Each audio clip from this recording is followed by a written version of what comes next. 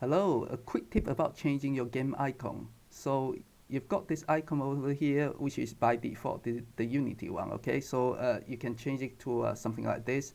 When you make it bigger, it looks like that, okay? So this is all configurable inside Unity. You can come over here, right? So you have your icon as a PNG file, for example, add it to here. And then one thing I try is to convert default to sprite, and then you can drag that into here, okay? And you also set it into here as well.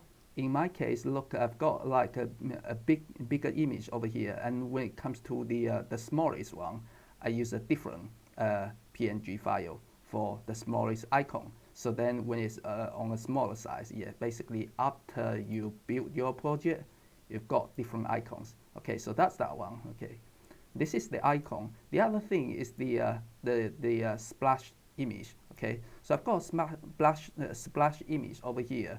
It's a transparent PNG file. I cannot put that into here without converting a PNG file into a sprite. So you have a PNG file over here. One very important thing to do is converting from default to sprite, and then afterwards you would be able to drag that into here. And just to show you what it does, you can hit this preview button.